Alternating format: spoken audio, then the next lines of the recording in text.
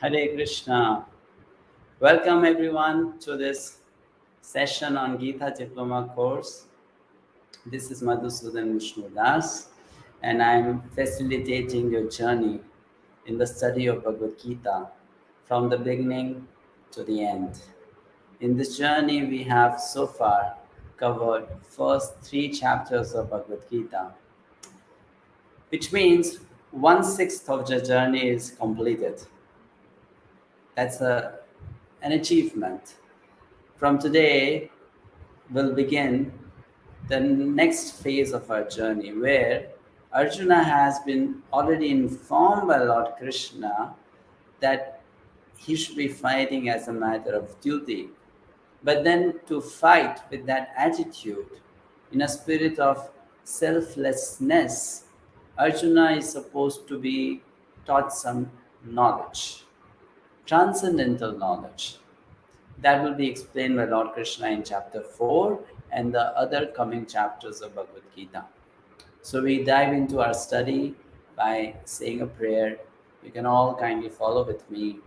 Om Ajnana Timirandhasya Jnana Anjana Shalakaya Chakshur Unmilitam Yena Tasmai Shri Gurave Namaha. Hare Krishna, Krishna Krishna, Hare Hare, Hare Rama, Rama Rama, Hare Hare. First of all, I've already done it, but I would like to thank you once again because you are taking out time from your life to be a part of this course. You join online in all the sessions on time. That's very encouraging. In the last session, a quick review. Chapter 3, we discussed that Arjuna presented a question in front of Lord Krishna. Should I work or should I renounce?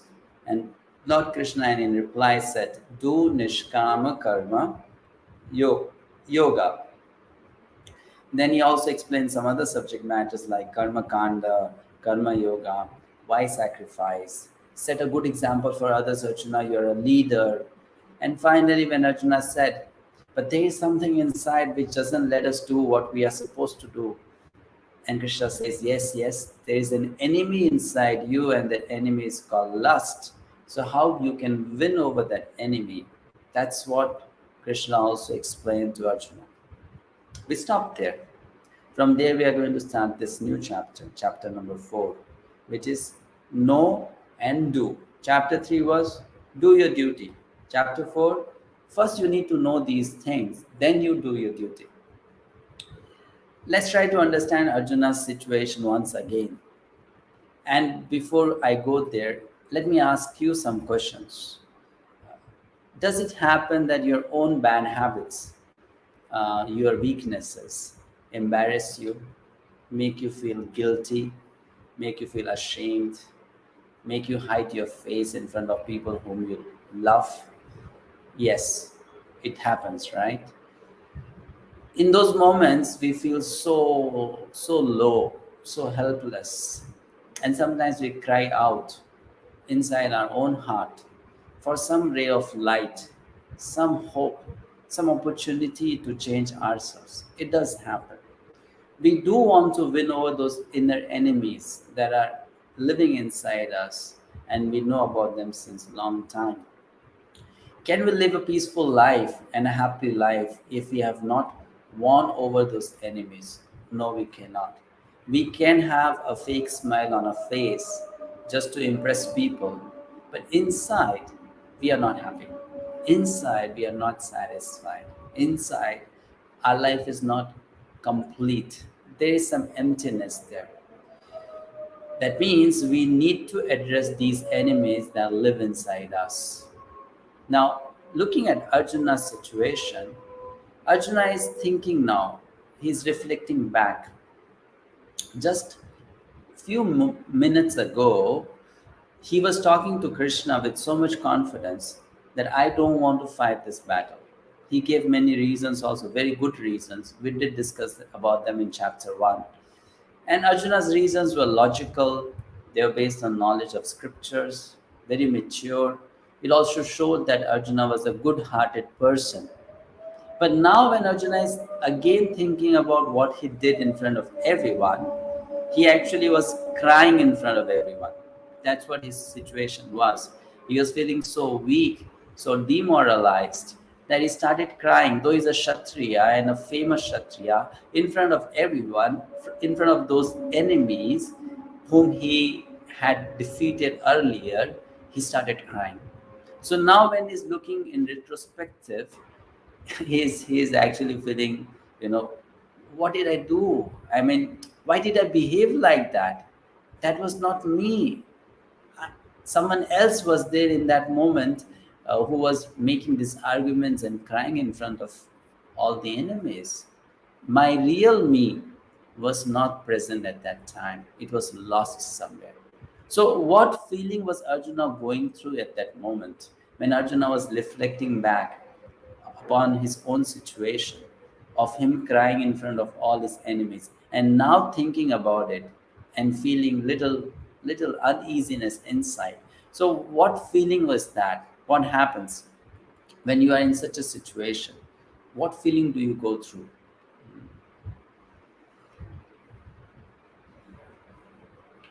Let's see what answer is being given by our audience. What feeling Arjuna was going through?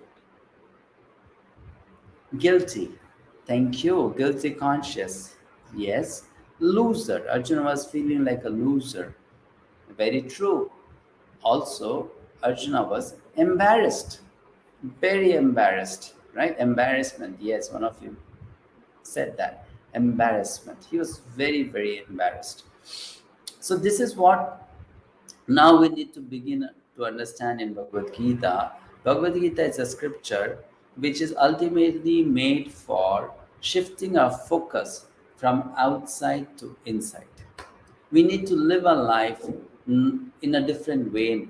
From it should be, there has to be a change inside us, and then that will lead to a change outside us. I already mentioned about this before, that there are two kinds of battles. One is the external and the other is the internal. Here, Lord Krishna is pointing out to Arjuna very straightforwardly that there is an external battle for you, in which the enemies are Karna, Ashwathama, Duryodhana, Jayadratha, Dushashana, Shakuni, etc. And then there are enemies inside you, Arjuna. These external enemies, sometimes they call you for a battle or a war, but these internal enemies, they are always fighting with you. Quite often we get so stuck in our external battle that we forget to take out time to notice the presence of these enemies inside us and to fight with them. Many people don't even know about it, and those who know about it, they also prefer to keep these enemies on the back seat. We'll take care of you later on. We have so many other important things to do in life. But Krishna has shifted the focus of Arjuna. And that's what we also, as a student of Bhagavad Gita, need to learn from these chapters. Let's shift the focus from outside to inside.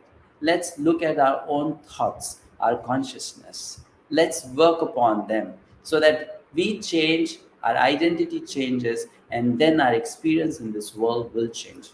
We are looking for peace. Everyone is talking about peace. There are accidents happening, tragedies happening, wars going on, natural disasters, so much of terrorism, corruption, and people are so fed up. They are looking for peace, a peaceful, happy life. But we are forgetting the point that until unless we are peaceful inside, we cannot experience peace outside. So therefore, now this chapter becomes very, very important. We have to start looking for that happiness inside, that peace inside. We have to change the approach. We have to, instead of doing outreach, do inreach. Go inside yourself and find out what really makes you happy and what can really make you happy. Now, to fight this inner battle, we have to be spiritually very strong, right? We have to be very spiritual, very, very strong. And this strength will come to us. How? Lord Krishna mentioned about it yesterday. I mean, that's how we ended or concluded. So let's have another question to answer. How can we win over this inner enemy? I partially answered it for you, and the remaining part you have to give the answer. How do we win over this enemy inside us? That's where we left Arjuna yesterday in chapter 3. And this chapter will begin from there.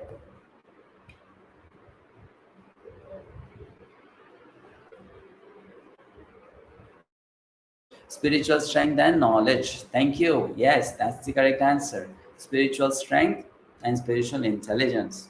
You need these two things. And how do you get them? You get them from chapter number 4 of Bhagavad Gita, which is known as transcendental knowledge. So in this chapter, Arjuna is going to ask 4 questions to Krishna. Or Arjuna is looking for the answer to these 4 questions. And Krishna will address them individually. Let's look at these 4 questions. First of all, what is this knowledge? This transcendental knowledge. What is this? Second, the second question is, how is it received, this knowledge? How do you receive it?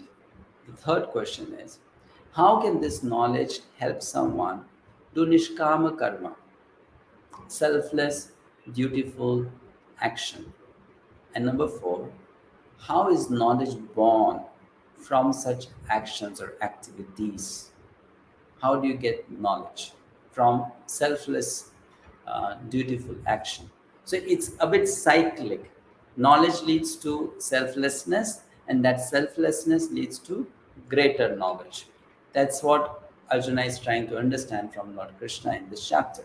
So these 4 questions are answered in this chapter number 4. It begins with Lord Krishna saying to Arjuna, Shri Bhagavano Vacha Imam Vivasvate Yogam Proktavan Aham Avyayam Vivasvan Manave Praha Manur Ikshvakave Pravet.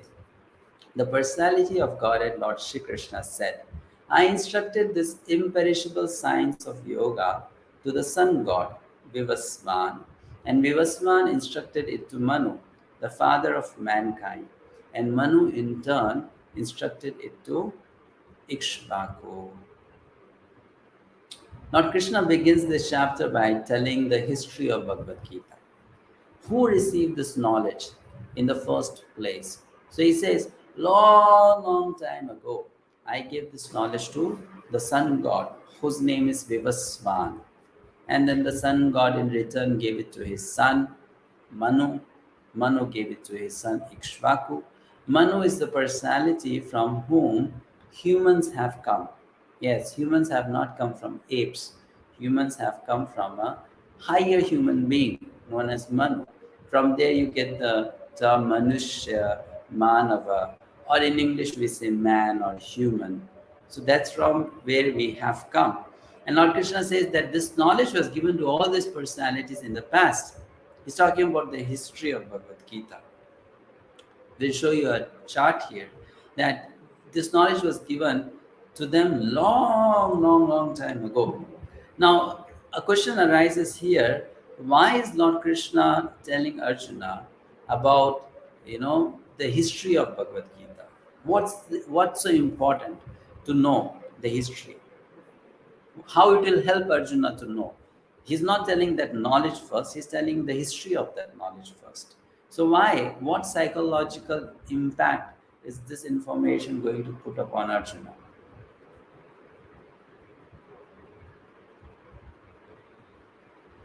So waiting for your answer, dear audience, you can reply for this question. Why is Krishna narrating the history of Gita to Arjuna? As it is important, yes, thank you, for us to let him know that this is going on from far ago. Very true. This knowledge is eternal. Yes, Gita is the ultimate truth. This is eternal knowledge. The parampara. Very nice. Your answers are very correct. There's one point which I am looking for, which will make it the exact answer. What happens when you hear about the historical importance of any information? What happens to you as a listener? Okay, the answer is it increases your faith, right? It increases your faith. So this information is going to increase the faith of Arjuna that Arjuna, you're not the first person who is getting this knowledge. Many people in the past, that too very great personalities who are like you, a Kshatriya, a ruler, a king, an administrator, powerful beings, they all received this knowledge, applied in their life, and got benefited from it. So, why don't you also have faith that you will also be able to take benefit of this knowledge? By speaking about this, Krishna has told two things indirectly. First of all, like some of you mentioned, this knowledge is time tested. Since long, long, long time, it has benefited people. So it will benefit you also, and it will benefit people coming in the future. And second thing, that this knowledge has helped great personalities. So you, Arjun, also will be helped. Don't think that your problem is so big that this knowledge cannot help you. That's the that's the message that Lord Krishna wants to give to Arjuna. Now, the importance of Bhagavad Gita is seen very practically in the lives of many people, even in the present times. I would like to give you an example, a very, very interesting example of these two personalities whom we are seeing on the screen. I don't know how many of you can identify them. Let's hear from you if you can identify them. Who are these two personalities? Identify them, please. The left one is pretty simple and easy. The right one, some of you might know, might not know. So, who are these personalities? Nelson Mandela. Thank you. That's the person on the right. Sorry, on the left of mine. And who is the personality on the right side? This might be a little complicated for you to answer. You might not know. So the person on the right is uh, Bhakti Tirtha Swami or BT Swami. He's a disciple of Srila Prabhupada, the founder of ISKCON Society. So these two personalities, they once met each other for the first time. You know about Nelson Mandela. I'm sure you must have heard about him. He was a great person. He he's world famous.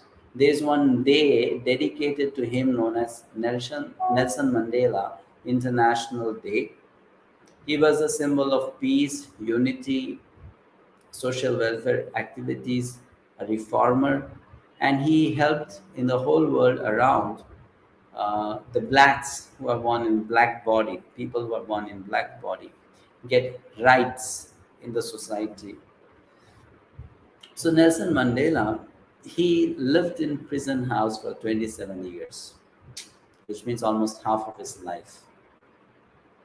For what? For the cause of supporting the blacks or fighting for the rights of the blacks in South Africa, in the country called South Africa.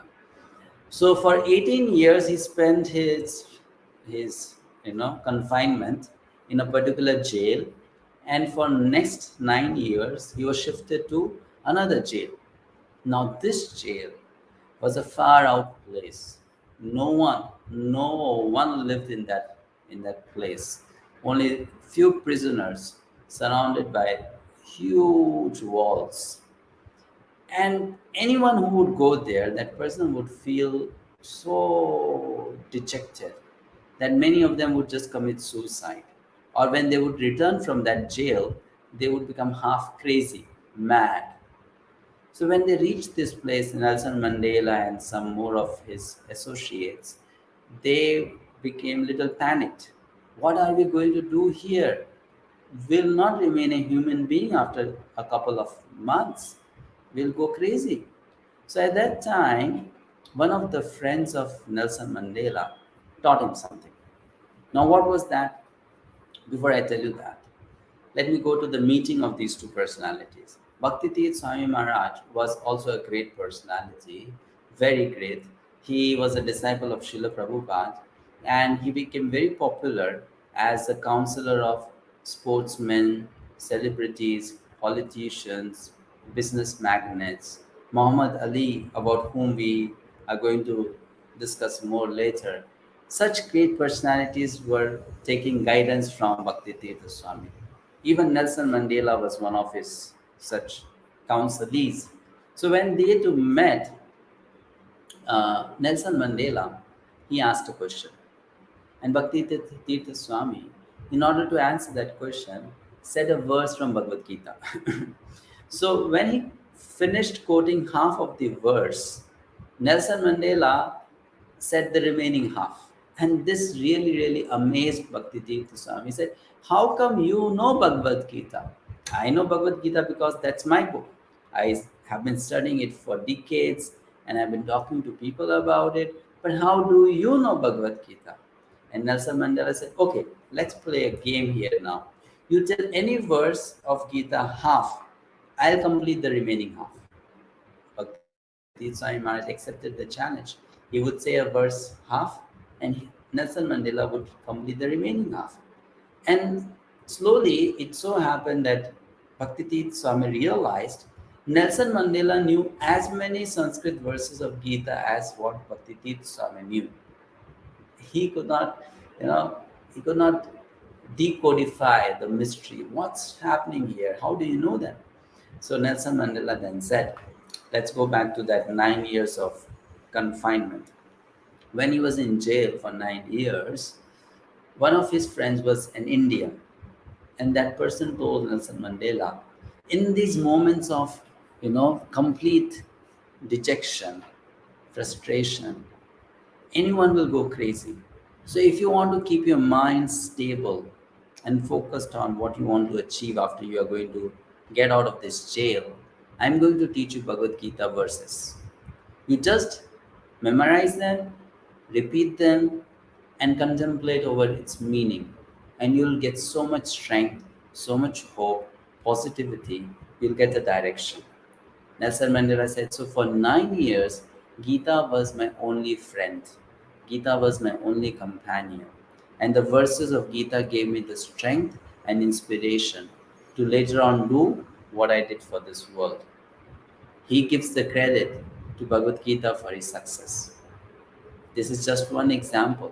There's so many such examples of great personalities benefited from this knowledge. Lord Krishna moves further to explain then how is this knowledge received. So he tells Arjuna, Evam parampara praptam. So he says, in due course of time, this great knowledge was lost. When Arjuna heard that, he was a little sad. He said, lost? I mean, completely lost? What about me then? I'm so unfortunate. I'll not get that knowledge. And Lord Krishna then tells, no, don't worry. I'll re-give this knowledge to you. Arjuna is happy now. So he says, me? How come me? What makes me so special that you are going to give me this knowledge? And then Krishna says, Sa evayam maya tedya yoga prokta puratanaha bhaktosi me sakha cheti rahasyam hi etaduttamam. Arjuna, I am going to give you this knowledge because of your two qualities. What are those two qualities? You are my friend and you are my devotee. So I am going to give this knowledge to you. Arjuna feels very honored that Krishna has chosen him to re-give that old transcendental knowledge. So then Arjuna asks a question to Krishna. Hey, wait a second, Krishna. You just told me that you gave this knowledge to Sun God. How is it possible? You and me are of same age. We are cousins and you and me were born during the same time. So when did you give this knowledge to Sun God? Sun God is existing since millions and millions and millions of years. So Lord Krishna said, did I not tell you before, Arjuna? In chapter 2, we did discuss many births you and me have taken. Arjuna is scratching his head. Oh yes, you did tell me, but I can't remember about all those different births that I took. And Krishna said, you cannot, but I can. Arjuna then asked, how is it that you can remember, I cannot remember? So Lord Krishna then in a joking manner said, because I am God, you are not. That's the difference. So I remember everything. A good lesson to learn from Arjuna. Spirituality is not blind faith. Arjuna is not keeping quiet. Let Krishna say anything. I'll just accept it. No. When Krishna said something which Arjuna did not have clarity about, and he did have some reservations to accept it or understand it, because Krishna is saying he gave to sun god and Krishna is of the same age as him, he did put a question in front of Krishna. So that's what real spirituality actually is. If necessary, questions must be asked to the Guru. Even Arjuna is inquiring from Lord Krishna. Let's move forward. So then Krishna says about his birth, about his transcendental nature. Ajopi san avyayatma bhutanam ishwaropi san. My appearance, Arjuna, is different from your appearance. My appearance is transcendental. Though I am unborn, I take birth. Yes, God is unborn, but he appears in a divine or transcendental body. And though he is the master of all the living entities, he comes in his original form again and again. Just like how? Just like the sun. Now, we'll ask you a very simple question. This will help you understand about Lord Krishna's birth also. So the question uh, is the sun born every day?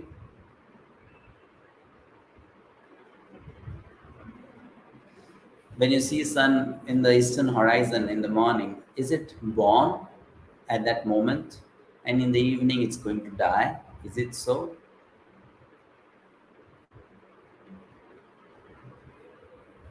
Yes, no. No, right? No. It rises every day and it sets in the evening. It's not born and it does not die. It comes and it goes. God, Krishna, is something like that. His birth is not like the birth of a human being, ordinary human being. And his disappearance is also not like the death of an ordinary human being. He comes and goes. He just comes and goes out of our sight. The sun is always there. It's just that it's not there always in your sight. Similarly, God is always there. It's just that sometimes he comes in our sight, sometimes he does not. When he comes in our sight, we call that as birth, appearance. And when he goes out of our sight, we call that as disappearance. So Lord Krishna says, I appear like that, Arjuna, at different times. Arjuna, really?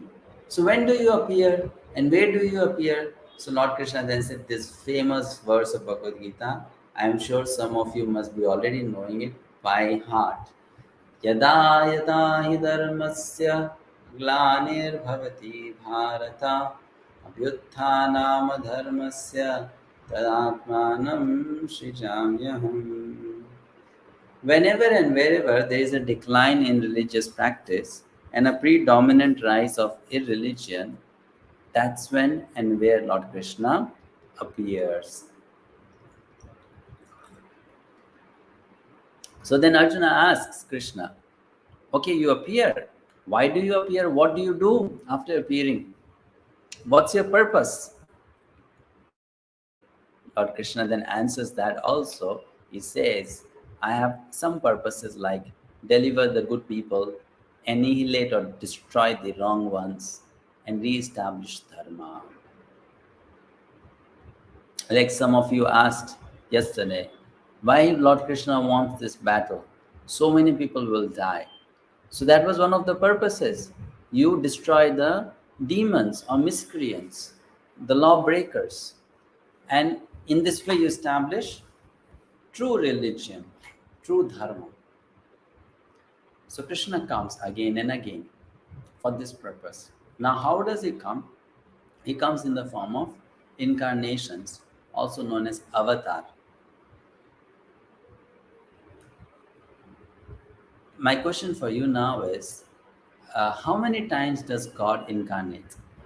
Can it be counted? like 2 times, 6 times, 10 times, 24 times, 108 times. How many times does God come? Can we really count it?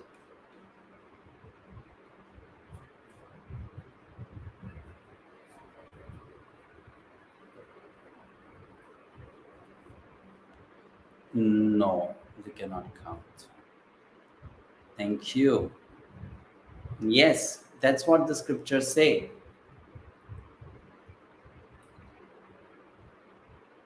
Lord's incarnations are innumerable. You cannot count them. It's like the waves in a river or ocean. You cannot count them. They just come and go, come and go, come and go. Likewise, the incarnations of Krishna are too many to count.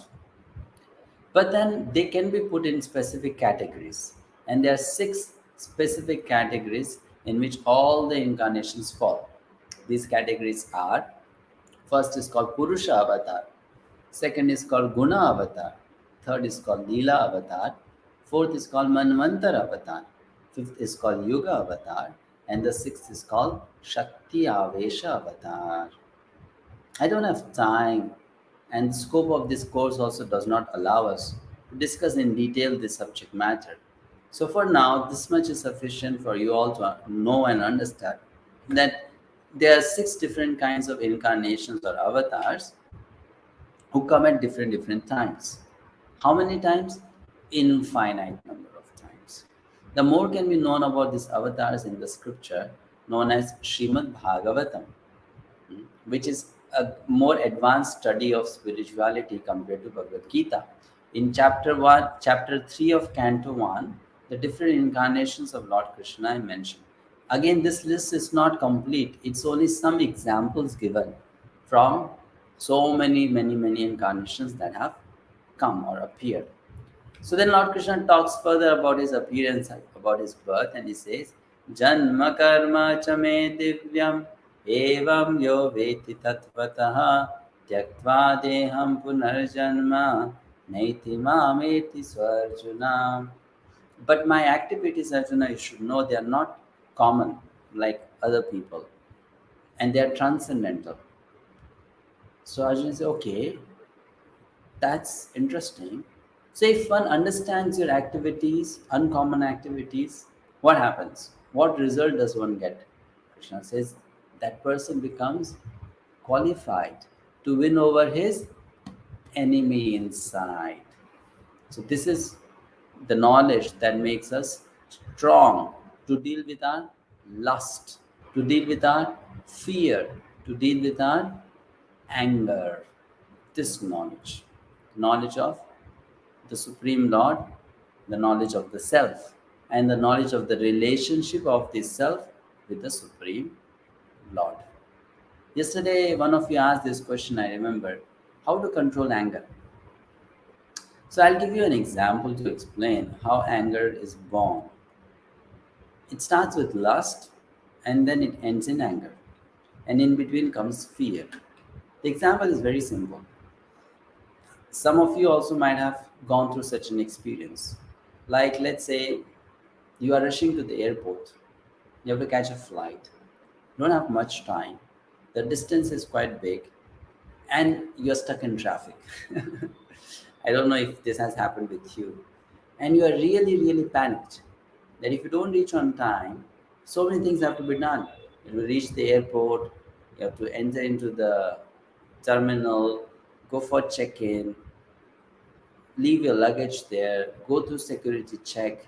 If you're traveling abroad, then you have to also go through immigration check, and then you'll go to the boarding gate. Boarding will happen. So many things to be done, and you are really on edge. You cannot miss any time, but you're stuck in traffic. So what happens? You have a desire to catch the flight, but because you're stuck in traffic, now you have developed some fear. Will I reach on time or not? If I miss the flight, will I get another flight? If yes, how much more money will I have to spend? Do I have that much money? So your mind then starts going over so many different things in that state of fear. Now let's say you are already very late, traffic is bad, and the taxi driver somehow or other, just to save few seconds, he breaks the traffic signal. Oh my god. Then a policeman comes, traffic policeman, he stops your vehicle, goes through all the documents, checks them, finds the driver argues with him, and half an hour is lost in that. Now, at that moment, you will get really angry on that person that, you see, we are already late. Who told you to break the signal? Now, because you broke the signal, we lost 30 minutes. I'm going to lose my flight now. So, in that situation, what happened? Anger came. So, it started with lust, went to fear, and ultimately went to anger. Lord Krishna is saying, by this knowledge, you can win over your lust. That will automatically help you to win over your fears, and that will help you to win over your anger. That's the way to control anger. So then Krishna says, in the past, so many people benefited from this knowledge and conquered the enemy inside. So Arjuna then says, well, that's nice to know, but I also know there's so many people who cannot follow this path which you are recommending. Either they don't want to follow it, or it's just too tough for them. What about them? What will happen to them? So Lord Krishna said, that's okay. Different people come to me for different reasons. They have different levels of surrender or commitment. So I deal with all of them. I reward them accordingly. It's not that I select some people. Everyone is rewarded based on what that person is trying to do. So then Krishna tells that actually all of them, by whatever path they might be taking, they ultimately want to or have to come to me only. So either they can take the path of karma, or they can take the path of jnana, or they can take the path of yoga, or they can directly take to the path of bhakti.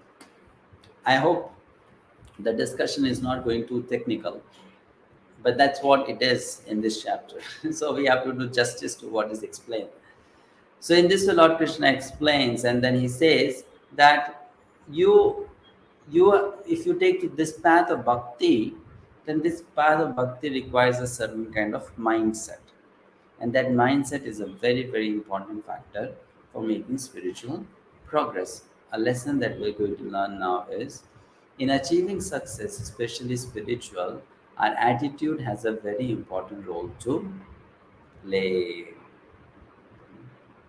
So then Arjuna says, different paths. But why? Who made all these paths? So Krishna said, I created all these paths.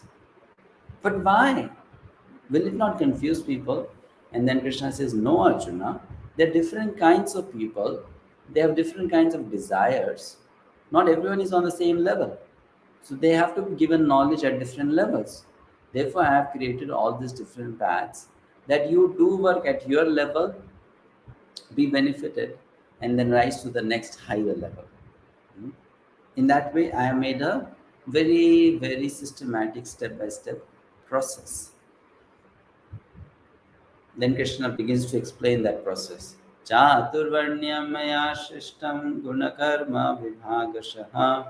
He says, this whole material nature, if you look at it, it has different kinds of people, but all those people can be put together in 4 categories: Brahmana, Kshatriya, Vaishya, and Shudra. This does not apply just to Hindus born in India, it applies to anyone who is a human being, regardless of what religion he or she follows, what name he or she uses to call upon God, regardless of that. The human society is divided into these 4 categories. This is very different from the perverted caste system which is going around in the modern times. Krishna is not talking about that caste system. Krishna is talking about division of the society based on skills, talent, character, so that people of a specific skill set and character set can be engaged in only a certain kind of job or task. So Krishna said, I made these 4 kinds of people. And then he says, although I do so many things, like here he mentioned, I'm not the doer, something which we already discussed in chapter 3, you remember? So when Krishna told Arjuna this, then Arjuna was like a bit intrigued. Interesting now. How do you do it? You do so many things and still you're not the doer. And Krishna said, I do not aspire for the results of my work. Therefore, I don't become the doer of my work. What I don't want in return, I don't want to get the results of my work in return. It doesn't mean that they don't come back to me, they come back to me, but I am not always just thinking about it, the returns. I just do my work as a matter of duty. So then Krishna implores Arjuna, learn this art of work and do your duty accordingly. Like many in the past, you will also conquer the inner battle and be ever victorious. Still, Arjuna is a bit confused. He's not sure how is he going to do this. And Krishna understood that Arjuna is confused. So Krishna is going to answer Arjuna's questions or doubts, which he's not speaking, but it's going on in his mind, by explaining the concept of karma again. So Lord Krishna says, Kim karma kima karmeti. He begins to explain the concept of karma from different angles. He says, the intricacies of karma are difficult to understand even for the wise Arjuna. Very difficult to understand. Karma, vikarma, and akarma, three terms. So, what are they? We discussed yesterday, I hope you remember. Karma, vikarma means karma is pious action, what the scriptures allow, and vikarma is sinful action, what the scriptures prohibit. Don't do it. So, Krishna says vikarma will lead to bad result. Karma will generally lead to good result. But then there's another kind of work mentioned, which is called akarma. This work is done for what purpose? It is done for the pleasure of God. Not for my pleasure, not for someone else's pleasure, but for the pleasure of God, Krishna. And such a work, it does not produce any bondage. That's why it's called akarma. It nullifies karma. Free from karma. Karma free, as you might have heard the term. So the first two cases lead to bondage, and the third case of akarma lead to liberation. Krishna explained this concept to Arjuna. What is it trying to say? Arjuna, why do you want to get into, bondage? Work in a manner that you will get liberation. Even if that works is little odd for you to do, you are feeling little awkward. But then it should be done for the pleasure of God and it will lead to liberation. So a good lesson to learn here.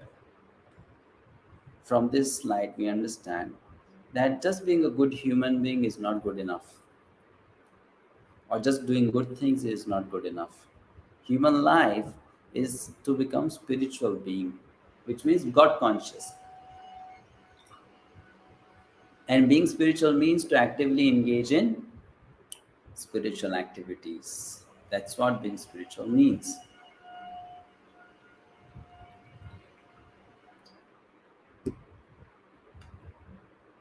So having spoken that to Arjuna, Lord Krishna further explains some more subjects related to this topic of karma. So he says, Karmani akarma yaha pashyet, akarmani cha karma yaha. My dear audience, please try to understand these little complicated concepts of Bhagavad Gita. They are little tricky. Lord Krishna does not speak them in a very, straight manner. But actually, that's not a fault on his part. The subject itself is little complicated, complex. So first is Krishna is telling Arjuna, see inaction in action. And the second he says, sees action in inaction. And he says, one who can see like that, that person understands karma very well. See inaction in action, see action in inaction. It sounds like a riddle, isn't it? How is it possible? So then an example can be given. Like you see a monk here, a Buddhist monk. He has left everything, his home, his bank balance, relatives, everything, and is living in the forest or in a monastery alone with other monks, perhaps, externally doing nothing. But when that person sits for meditation, the mind is full of different desires. So in that case, Lord Krishna says that this person externally is inactive, but in mind is very active, which means this person is engaging in karma in the mind. Karma in akarma means action in inaction. Though is inactive outside, but inside is very active. And then he talks about another category of people who are doing inaction in action. Like taking the example of this mridanga player, the devotee. So he's doing a lot of activities, playing the mridanga, would stand, would sit, would dance, do so many things while making that sound. Perhaps sing also. So, though engaged physically in so many activities, because that person is doing it for the pleasure of Krishna, ultimately. So, here, these activities will not be considered as activities which will lead to any kind of reaction, either good or bad. They'll be considered as transcendental, spiritual, devotional activities. Hmm. So Lord Krishna said, therefore, it is a karma in karma. If you did not understand it, don't worry. In the next chapter, we are going to discuss a little more on this. So then things will start falling in place. So Arjuna says, oh, that's quite mysterious, Krishna. That a person is inactive outside but active inside, and a person is very active outside and inactive inside. Hmm. So, very mysterious. What are the symptoms of such a worker? So, Lord Krishna, in a nutshell, we are taking. He says that person executes every single action that he or she does with the following attitude. What are those attitudes? First, ever satisfied. That person is always satisfied in nature, which means in any situation, that person says thank you to God. Always very satisfied. Next, free from material desires. Next, self controlled. Next, tolerant of dualities. And finally, free from envy. Anyone who has these qualities and executes his duty with this attitude, that person is actually someone who sees action in inaction and inaction in action. So Arjuna is impressed, and Arjuna is thinking, this is easy for me, I can follow. For sacrifice, you should work with transcendental knowledge, you should work, and ultimately, you should give the result or some portion of it for Lord Krishna's service. In that way, you act in a nishkam manner. Hmm? And this kind of action is called yajna. So here, Arjuna is explained by Lord Krishna that for Arjuna the yajna is to fight. Alright. What about others? For them the yajna would be based on their situation and their work, what they are supposed to do. Just to make it more easy to understand, Lord Krishna also gives a list of examples of different kinds of yajna. Let's look at those examples. Like worshipping devatas, that is also one kind of yajna. It is explained in 4.25. Worshipping the impersonal light, the Brahma Jyoti, that is also a kind of yajna given in 4.25. Controlling your own mind, that is also a yajna given in 426. Sense enjoyment, that is also yajna if done in a controlled manner or regulated manner. Self-control, no doubts about that, that's a yajna. Charity, yes. Austerity, definitely. Mysticism, if it is there, then it's good. Otherwise, that's okay. For Ashtanga yogis, this is the yajna that they engage in. Studying the scriptures, and finally pranayama. breathing in, breathing out, holding the breath, doing breathing exercise. All that is also a kind of yajna. So many. So now if I ask you a question, we have been not asking you any questions since long. If I ask you a question here, just a second, please.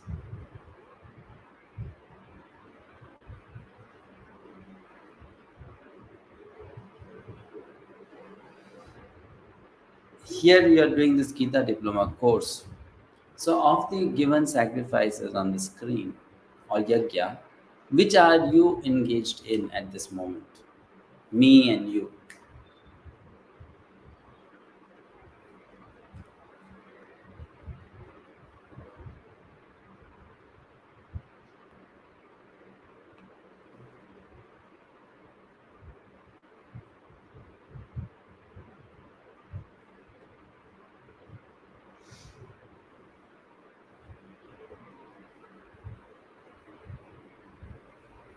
Yes, the answer is study of scriptures.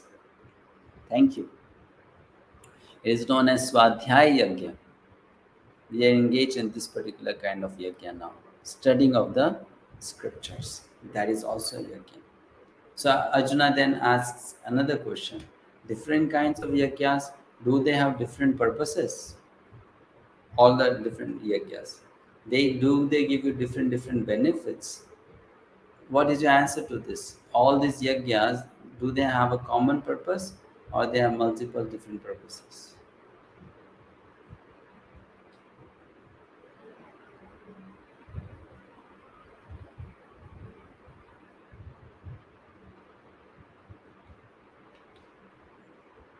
One purpose or many purposes? One purpose. Thank you. Yes, though there are varieties of yajnas or sacrifices, they are all to be done for one purpose. Why there are varieties? Because there are different kinds of people. We need to understand this very nicely. Bhagavad Gita gives you different paths or different opportunities to engage in sacrifice yajna because different people have different natures and they would engage accordingly. But the purpose is same. So Arjuna asked, do they have a common purpose? And Lord Krishna says, yes. What is that? The purpose is that they should help you to control your mind and senses. They should help you to give you satisfaction. They should make you more knowledgeable, and they should also help you to attain liberation. This is what is explained by Lord Krishna here. Nishkama karma, or selflessly performed dutiful action, it leads to transcendental knowledge, Atma Gyan. How do we develop Atma Gyan? We develop Atma Gyan not by just memorizing a verse from Bhagavad Gita. We develop Atma Gyan by living our life in the spirit, engaging in selfless, dutiful work or actions known as Nishkama Karma. Somewhat the puzzle is solved. Arjuna wanted to know how to get this transcendental knowledge. Lord Krishna explains. By Nishkama Karma Yoga, you can get this transcendental knowledge. But then the paths that Krishna has proposed, Arjuna is thinking, all of them will take so much time. I have to study scriptures, that will take time. Perform austerity, that will take time. Control your mind and senses will take time. So, is there a shorter way of getting transcendental knowledge? A faster way, more quick, but at the same time secure and safe? Is there a possibility? So, Lord Krishna says, yes, Arjuna. There's another way of getting transcendental knowledge, and that's mentioned in 4th chapter, verse number 34. It's a very simple and direct method of attaining divine knowledge. What is that? Tadvidhi pranipatena pariprashnena sevaya upadekshyanti te jnanam jnaninas tattvadarshinah. Just try to learn the truth by approaching a spiritual master. Inquire from him submissively and render service unto him. The self-realized souls can impart knowledge unto you because they have seen the truth. They have seen the truth. So they can give you the knowledge. Which means Krishna is telling Arjuna, go to a guru, surrender to that person, inquire from that person, and that person can teach you or give you this knowledge. A lesson that we learn here, which is important if you want to be a good student, especially of spiritual life. There are three qualities that make one a perfect student. What are those three qualities? First is eagerness. There has to be some strong desire to learn. Second, obedience. You need to follow the guidelines given, the instructions provided. And third, be grateful, be thankful. So these three qualities make one qualified to receive knowledge and apply that knowledge and be benefited. So then Arjuna says, Krishna, I already approached you, I surrendered to you, did I not? I did mention you are my teacher, I am your disciple, soul surrendered unto you. Please instruct me. So can you please give me this knowledge? I don't want to go through that long way. And Lord Krishna says, yes, you did surrender, and that is why I'm giving you all this knowledge. Otherwise, why would I give? You asked me, requested for me, so I'm giving to you. You are getting the transcendental knowledge in this way. So then Arjuna says, that's fantastic. But if I want to check whether I really understood it or not, how will I check? Arjuna is a brilliant student, that he's given the knowledge, so he wants to check whether he has understood it or not. He's not blaming Krishna that Krishna, maybe you are not qualified to give the knowledge in the right manner, or you're not a good teacher. No, he's saying, okay, you have given it to me. I agree, fine. But then how will I myself check whether I have received it or not? Whether I am a good student or not? How do I know? So Lord Krishna said, very simple. If you have understood transcendental knowledge, or if you have understood the knowledge given in Bhagavad Gita, you will have two experiences. First, you'll never fall in illusion again. No more confusions in life. Nothing. And second, pure spiritual vision. You will be able to see everywhere with that kind of vision. What is that vision? That every living entity in this world is connected to the divine source, the Supreme Lord. That vision you will develop. If you have developed this vision, you have understood Bhagavad Gita. If you have not developed this vision, you have not understood Bhagavad Gita. Very simple. Gita is making it very clear. Who understands Gita, who does not understand Gita. And then Lord Krishna talks about this transcendental knowledge and its glories by giving some more examples. They're beautiful examples. Do try to remember them. He compares this knowledge which he is giving to Arjuna in Bhagavad Gita as a boat. Now, why do we use a boat? What do we use it for? To cross the river, ocean, sea, whatever. So Lord Krishna is saying this material world is like a very, very ruthless, cruel, stormy ocean in which a person can easily drown and die.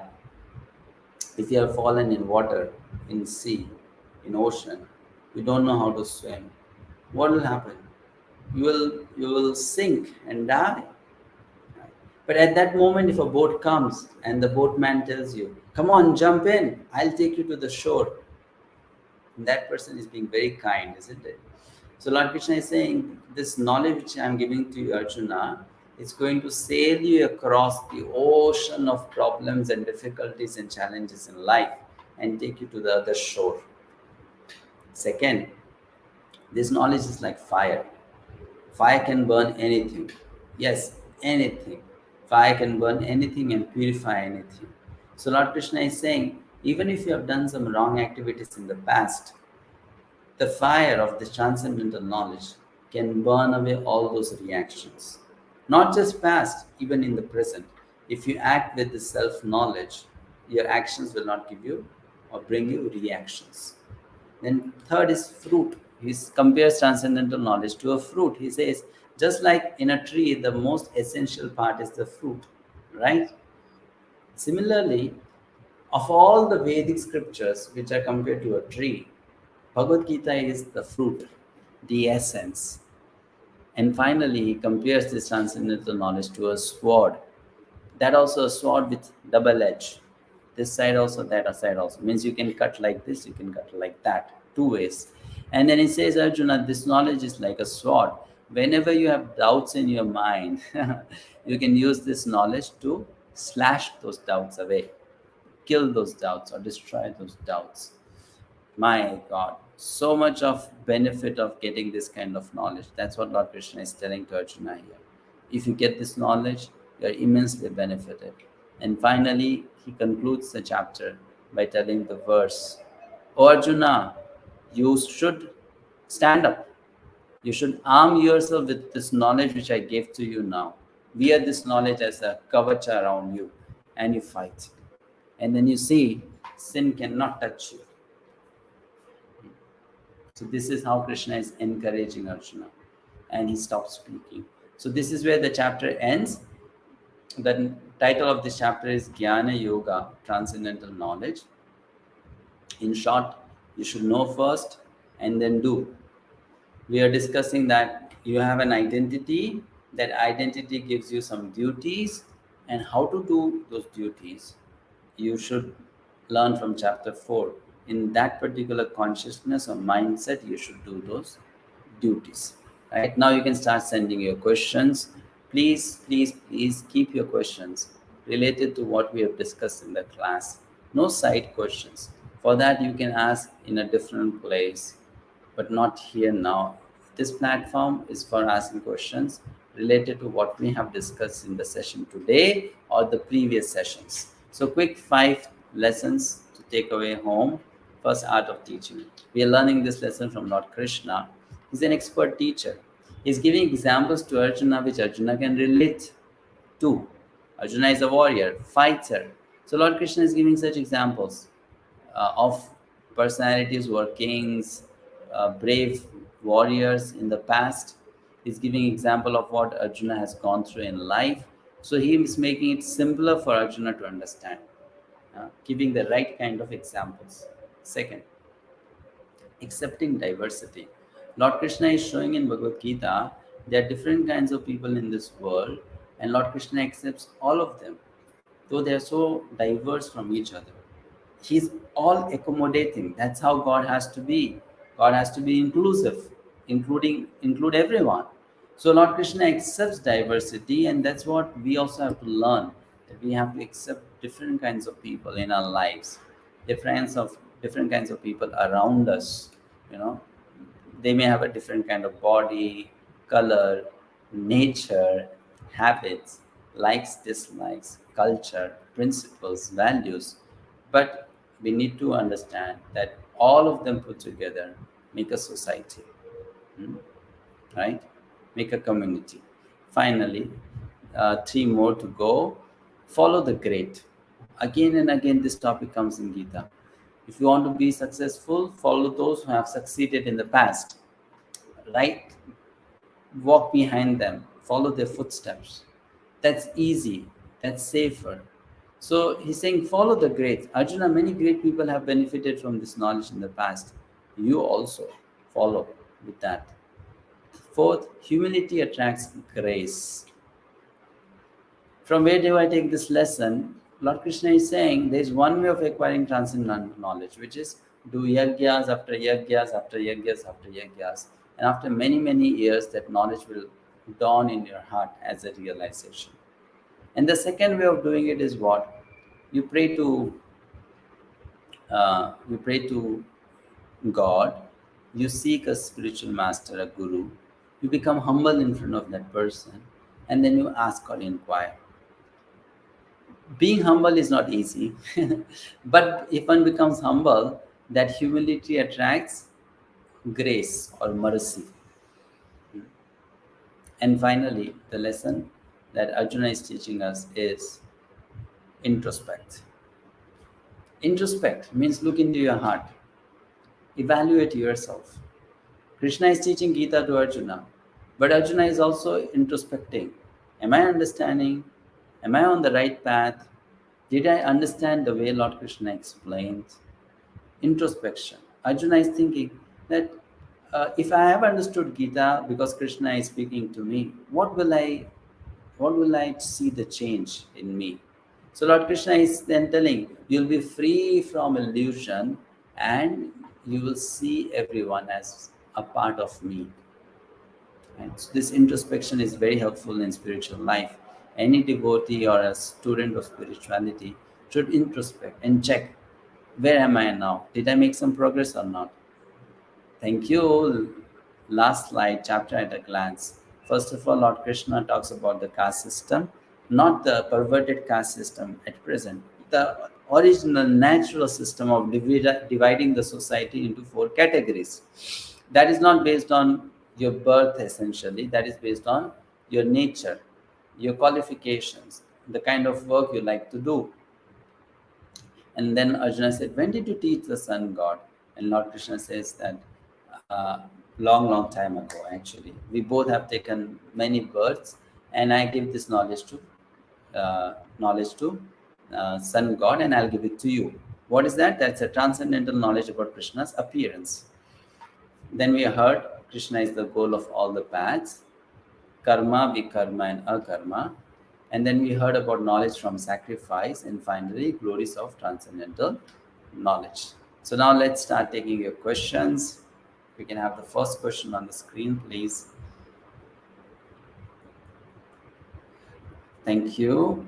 Why Krishna is asking Arjuna to seek a guru when Krishna is God? Very good question. In the whole Bhagavad Gita, Arjuna is acting as a student, not just for his own benefit, but also for other people's benefit. So for Arjuna, his guru is Krishna, who is standing in front of him. He's also his friend. Arjuna had other gurus too, like Dhaumya Rishi was their guru for the Pandavas. Srila Vyasdev was their guru. Narad Muni was the guru of Yudhishthira Maharaj. So Arjuna had many other gurus also. But for people in general, Krishna is not going to come directly face to face and tell them what they should be doing, like the way he was telling for Arjuna. So they do have to find a guru or seek a guru, a bona fide representative of God, and then learn from that person, take guidance from that person. That's why Krishna is telling Arjuna, one should go to a guru, making Arjuna the medium, but the answer is for every one of us. Next question, please. Being tolerant in duality, what does it mean? Thank you, Ushaji. What is meant by duality, first of all? Try to understand. Duality means summer and winter, dry season, rainy season, or hot and cold. Someone respects you, someone insults you. So these are called dualities, opposites. So when I say tolerate the duality means you should not be affected by these and you should continue to do what you're supposed to do. That's called tolerating the dualities. Okay. Next question. Navkishori Patel. How is Bhagavad Gita the manual of life? Thank you. Because Bhagavad Gita is teaching you so many practical things. How to do every single thing that you are supposed to do. Right from going to school, preparing for exams, being a wife, a mother, a husband, a father, a friend, a good citizen, a good leader, anything, anyone. This knowledge will help that person to be more dutiful, selfless, more spiritually learned, educated, and many other benefits. So in that way, Gita is the manual of life because Gita is teaching us how to live our life. What's the right way of living? Next question. Nidhi Khatriji. Hare, uh, Hare Krishna Prabhuji, how attitude is important for acquiring bhakti? Thank you. Attitude is so much directly related to our emotions. Our emotions decide our attitude. What kind of feelings I have in my heart. Bhakti is also about feelings only. Feelings of love and devotion towards God, Krishna. So our attitude will decide our bhakti. What kind of attitude do we have? Like someone who is grateful. always thankful.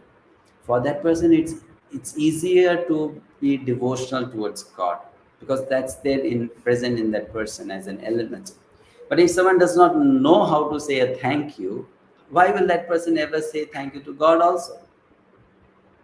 Bhakti means you thank God, you express your love and appreciation to God. So that's how attitude is very essential. It's important. So one has to have a good attitude, the right kind of attitude to get into bhakti, devotional service. Yes, thank you, Nidhi. Next question. Kurukshetra. Hmm. Prabhuji, why Sun God is the first to listen to Bhagavad Gita? Why is he the first? Because now Lord Krishna is not telling in, you see, first of all, Lord Krishna is speaking this example in a context. The knowledge of Bhagavad Gita is given to different personalities at different times by different teachers. Krishna is giving here to Arjuna. But it doesn't mean that the knowledge of Gita did not exist before that. It always existed. It's an eternal knowledge. So now, when you talk about Kshatriyas, the royal kings, warriors, they belong to two dynasties originally. One dynasty is starting from the sun god, the other dynasty is starting from the moon god. So these are known as Surya Vamsha and Chandra Vamsha. So sun god is the first person in that dynasty, first Kshatriya you can say in that dynasty. Lord Krishna gives this knowledge of Gita to all those who are responsible, saintly Kshatriyas, so that they can rule properly, they can protect Dharma, they can spread Dharma. Being a Kshatriya, a controller, the sun god also needs this knowledge. Everyone needs this knowledge, right? Just because they are demigods, it doesn't mean they don't need this knowledge. Everyone, even Brahmaji needs this knowledge in order to function in the right manner. Whatever they are supposed to do that in the right manner. All right. I hope it answers your question. Next question, please. Akshaya Sahu. How can I identify a real guru as so many fake gurus are there in the society? Yes, very true. There are so many fake gurus. Just like there can be so many fake doctors, engineers, lawyers, CAs, so on and on and on. So there can be also some fake gurus. But then it doesn't mean then there are no real gurus. Just like there are real doctors, real engineers, real lawyers, and CAs, so there are real gurus also. So first of all, we need to know what are the qualities of a real guru. Then we can find them, and we can pray to God for help. So that will also fast make the process fast. We can find that person faster, easier. Next question, Jahnavi Sharma ji. How to do something that you don't want to do because of same fear, even knowing it is right, like Arjuna had to fight. How to push ourselves? You can push yourself in different ways. Some people can push themselves because they have the knowledge that is sufficient. Some people need more inspiration. They need someone to push them. So you can have some role models in your life, or maybe a coach or a trainer, or someone who to whom you can be accountable, a counselor, a mentor, and then they can push you to do what you're supposed to do, right? So there is an inward push that's possible if you're a person of strong determination, willpower, intelligence. If not, then you can take help from others to push you. That also will work. Next question, Pratima Gupta ji. Uh, is the caste system of Kali Yuga correct or wrong? What is the caste system of Kali Yuga, first of all? Do you mean the caste system which we studied about in our books of history, where someone is born in a Brahmana family and is taken as a Brahmana, someone born in a Kshatriya family is taken as Kshatriya? So if you're talking about that caste system is wrong. Actually, such caste system is not mentioned anywhere in the scriptures. Scriptures talks about Varna Ashrama. Varna Ashrama means the whole society has four types of people based on their nature. This is very natural. You find it everywhere. Even if you go to America, you'll find it. If you go to a Muslim country, you'll find it. You go to a country of atheists, you'll find it. You go to a company, a corporate company, you'll find four kinds of people there also. The intellectuals, they are the Brahmanas. The managers, administrators, the controllers, they are the Kshatriyas. The people who are dealing with money, they are the Vaishyas. And those who are doing the labor job, they are the Shudras. So such kinds of people exist everywhere, and that kind of system is very correct. It's a perfect system. It's based on one's qualification. But the perverted caste system is wrong, which is what is going on in the society in general, because people don't understand actually what is Varnashram. Next question, Bina Pani by Thuru. When we uh, when we doodle, when we doodling to do proper work, then what should we do? Um, is your question when you're struggling to do proper work, finding it difficult, what you should do? Mm, You should try to you should try to tell yourself, if you don't do it, what will be the consequences? If you do it, what will be the consequences? That will make you a little more alert. you know. Write down the consequences of not doing on a sheet of paper and always keep in front of you, and know about those consequences seriously. What impact it's going to have on you, on your family, on people whom you love and care. That will give you motivation to continue working. And second thing, I already mentioned this before, you want to stay motivated, please come on board and practice spirituality. It will keep you motivated. The reason why people don't remain motivated is that they get easily frustrated in life because they don't experience real happiness. But when you practice spirituality or Krishna consciousness, as explained in Bhagavad Gita, you are so happy and satisfied that you are always motivated to do even the toughest things in life. Yes, next question. Ria. When we say Krishna exists in everyone's heart, uh, does it mean that he's present only in devotees? No, no. He's present in everyone's heart. As super soul, he's present in everyone's heart. Manisha ji, uh, being spiritual means engaging in spiritual activities.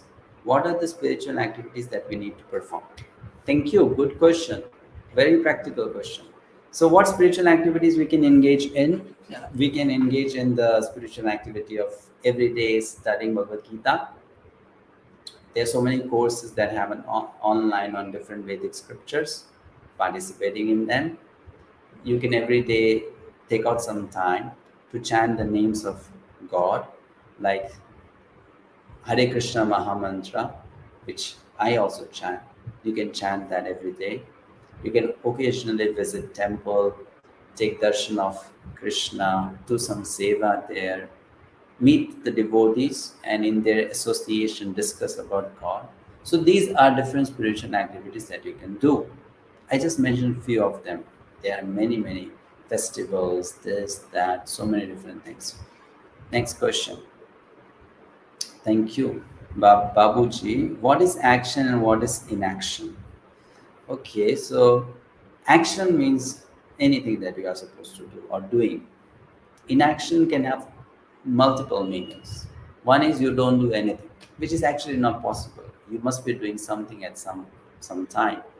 Another meaning of inaction is though you're doing, you're not getting any reaction for it. That is also known as inaction because your action is not producing any reaction or karma free action. That is also sometimes known as inaction. Next question. What if a person rejects the revealed knowledge? That person will not be helped then. That person will feel sorry later because that person did a mistake, a big mistake. So that person should be sorry about it, do have the guilt of it, and then come out of it by seeking for forgiveness and applying that knowledge again if possible. Right. Next question. Dorothy. How and from where did we humans exist? When we speak, how does the language be formed? So many people are speaking different languages. How does language reach the person we are speaking to?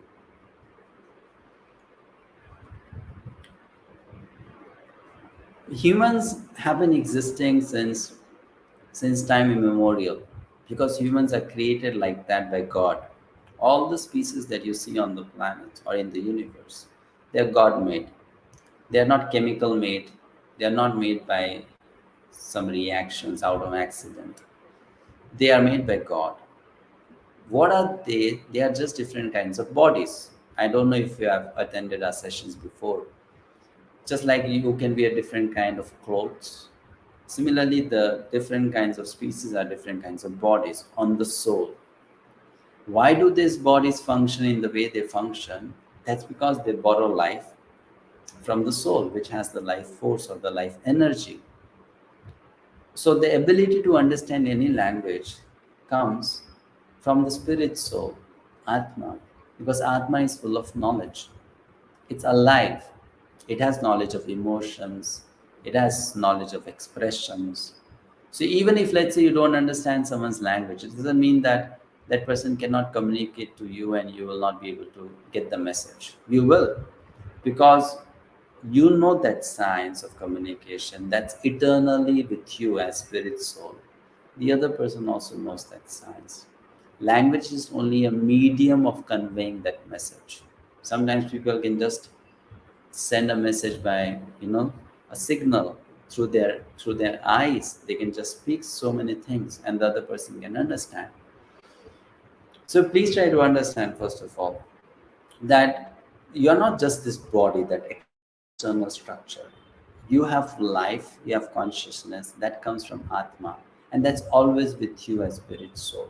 And these are the qualities of Atma: to know, to be cognizant, to understand, to express, to share, to feel. Okay, thank you. Lots of questions today. So we have time, so we'll take them some more. What if we are not satisfied with present results and want better and better results, which stresses us and our family relatives? So try to be satisfied. Learn to be satisfied. Be grateful for what you already have.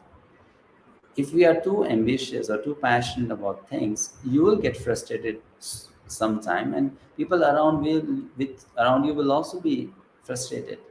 So be satisfied. Learn to be happy with what you have. It doesn't require much, to do that. You just have to change your heart a bit. And how do you do that? Practice gratitude. Say thank you and feel thank you for everything you have in life, even if it is small.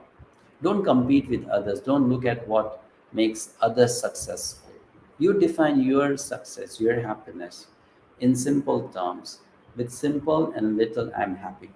That's how our attitude should be. Associate with such people. If you are going to associate with people who are too passionate, you'll become like them. If you are going to associate with people who are satisfied, become like them. Next, Shravya Reddy ji. Hare Krishna Prabhu, practicing Krishna consciousness comes under inaction in action. Yes, it comes in inaction in action. Though you are acting, you are not producing any new karma or reaction. Thank you, Vinayak ji. Being more humble, they take advantage from us. So what to do with them, Prabhuji? Humility does not mean that you allow people to exploit you or abuse you. Humility means you are honest, which means if the other person deserves a particular treatment, you give that treatment to that person. Humility doesn't mean that you allow that person to uh, do the wrong thing again and again and again just because you are humble. That's wrong kind of humility. Humility means you're bold. Humility means you're sincere, you're honest. When it's required to say no, you say a no, which means you're truthful. That's what humility is. When it's required to correct that person, you correct that person. When it's required to say sorry to that person, you say sorry to that person. Next question, Meenakshi ji. Though God present in everyone's heart, then also somebody hurt very badly to others. That's because God has given you some freedom also to choose what to do, what not to do. So though God is present in everyone, the person in whom God is present, he may or may not listen to God's guidance and behave in a whimsical manner. Now that's that person's problem, right? God is not going to force us to do every single thing. If He does so, then you will not be an alive person. Then you'll be just like a machine. God will press the remote button and then you'll work in that manner. Then you'll be a robot in the hands of God. That's not how it is. He has given you a free will, a freedom, and you are acting on the basis of that freedom. If you are if you are a good person, you will act in a good manner. If your thoughts are bad, your desires are wrong, your attitude is dirty, filthy, you'll act in that manner. But then you will face the consequences accordingly. And some people learn like that. Okay, last question for today. Hare Krishna, Pranam Prabhuji. How could one get bona fide spiritual master in life to personally get association and serve him to get spiritual knowledge in a woman body? It's possible, right? Even if you're a woman, it's possible. How? First of all, you have to be very sincere. You must have a very strong desire that you want a real bona fide guru or teacher who can show you the path, help you walk on the path, and reach the goal. So that desire has to be very strong, because we get in life what actually we desire. Yes, whatever we have in life now, we desired it. Maybe long time ago, maybe in a different life, but it's all a product of our desires and what we deserve. So if you want a true guru, we should have such a desire, a very strong desire. First thing. Second thing, we can pray to Krishna, we can pray to God for help, that please, I need this support and help in my life, so can you please arrange for it. And then, as God listens to prayers, He will also listen to this prayer of ours and help us. So, continue on the path, pray, and be sincere, and the arrangement will be made that you will meet such a person who can help you understand spiritual knowledge and make spiritual progress.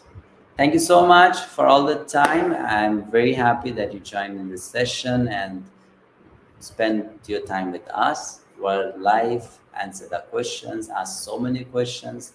This time I'm getting a lot of time to actually answer the questions. That's very nice. So see you tomorrow for our next session, chapter number 5. The knowledge has been received. Now what will happen next? If you apply that knowledge, what change will it bring to you? That we'll discuss tomorrow. Hare Krishna. Thank you so much.